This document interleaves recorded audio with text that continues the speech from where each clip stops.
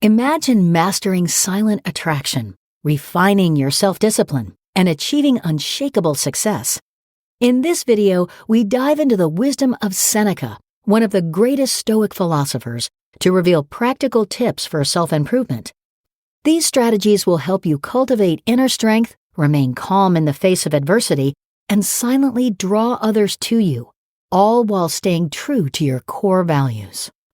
Meet Marcus, a 25-year-old computer nerd living in the heart of Silicon Valley. Brilliant but socially awkward, Marcus finds himself drowning in a sea of extroverted tech bros and cutthroat startup culture. As he sits in his cramped studio apartment, bathed in the blue light of multiple monitors, Marcus stumbles upon the ancient wisdom of Seneca. Little does he know, these teachings are about to transform his life and unlock a power he never knew he possessed. Seneca's first lesson hits Marcus like a bolt of lightning: the power of silence.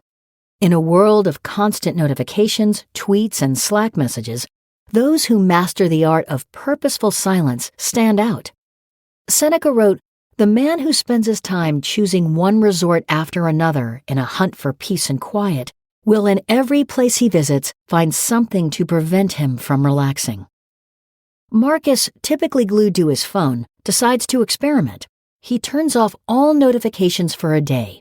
In team meetings, instead of nervously rambling, he listens intently, speaking only when he has something truly valuable to contribute.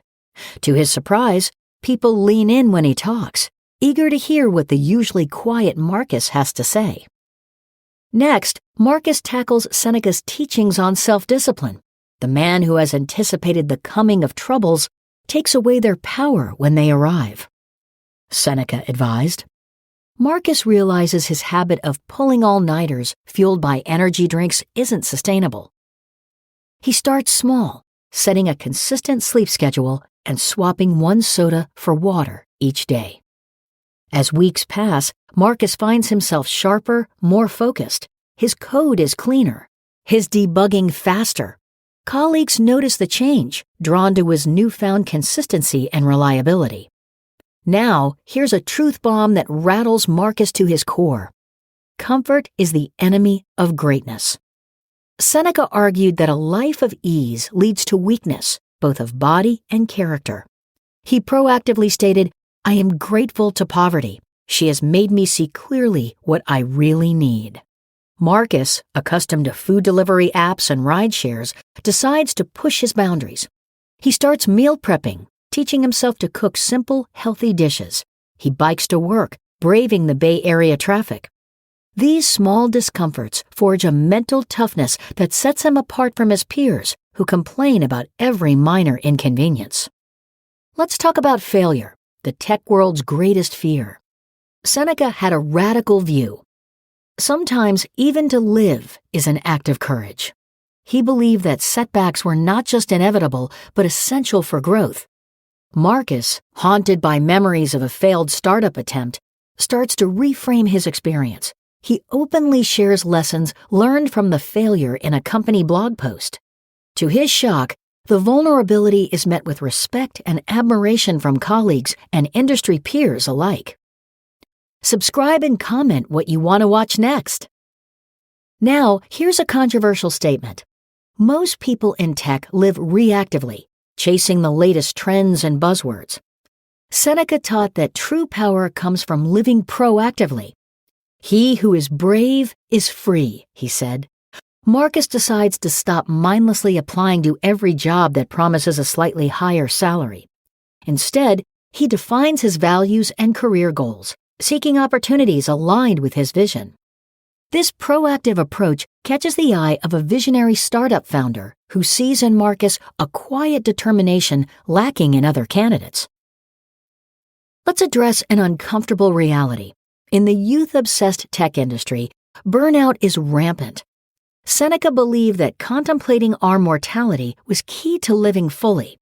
He wrote, "It is not that we have a short time to live, but that we waste a lot of it." Marcus starts each morning with a brief meditation on his own finite existence. This practice doesn't make him morbid. It ignites a fierce clarity about what truly matters. He stops wasting time on office politics and pointless meetings, focusing instead on projects that truly ignite his passion. Now, let's tackle relationships in the digital age. Seneca had a counterintuitive approach. He who begins to be your friend because it pays will also cease to be your friend for the same reason. Marcus, tired of superficial networking events, starts seeking genuine connections based on shared values and interests. He joins a local coding meetup, not to land a job, but to engage in meaningful discussions about technology's impact on society. These authentic relationships create a network far more valuable than any LinkedIn connection list. Here's a mind-bender that challenges everything Marcus thought he knew about success. External events have no inherent moral value. Seneca taught that it's our judgments about events, not the events themselves, that cause us distress. We suffer more often in imagination than in reality, he said. When Marcus's big presentation crashes due to a technical glitch, instead of spiraling into panic, he calmly acknowledges the situation and improvises. His composure in the face of adversity impresses the executives more than any perfectly polished slides ever could. Now, let's get provocative. Most people's goals in tech are fundamentally misguided. Seneca argued that pursuing external goods like wealth, fame, or power was a fool's errand. He said, "It is not the man who has too little, but the man who craves more that is poor." Marcus, initially driven by dreams of IPOs and Tesla ownership, starts to question his motivations. He refocuses on mastering his craft and using technology to solve meaningful problems.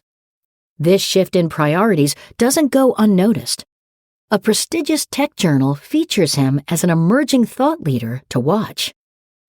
Let's end with a challenge that seems almost impossible in the complaint-filled world of IT. Can you go a full day without grumbling? Seneca believed that constant complaining was a sign of weakness. He wrote, "To bear trials with a calm mind robs misfortune of its strength and burden." Marcus, known for his sarcastic quips about buggy code and impossible deadlines, decides to experiment with a more stoic approach. He focuses on solutions rather than problems, expressing gratitude for the challenges that push him to grow. His team, initially thrown off by the change, soon find themselves adopting a more positive outlook, boosting both morale and productivity. As we conclude this journey through Stoic wisdom in the modern tech world, you, like Marcus, have a choice to make. Will you continue down the path of self-mastery and silent attraction? If so, two powerful resources await you. Option 1. Dive deeper into Seneca's teachings with his Letters from a Stoic. This collection of personal correspondence offers intimate insights into applying Stoic principles to daily life, helping you cultivate the quiet strength we've explored today. Option 2. Explore the art of human connection with Dale Carnegie's How to Win Friends and Influence People. While different in approach from Stoicism, this classic work complements our discussion by teaching practical skills for building genuine relationships in our increasingly digital world. Both choices offer valuable tools for your journey of self-improvement and silent attraction. The question is, which path will you choose? Your next step awaits.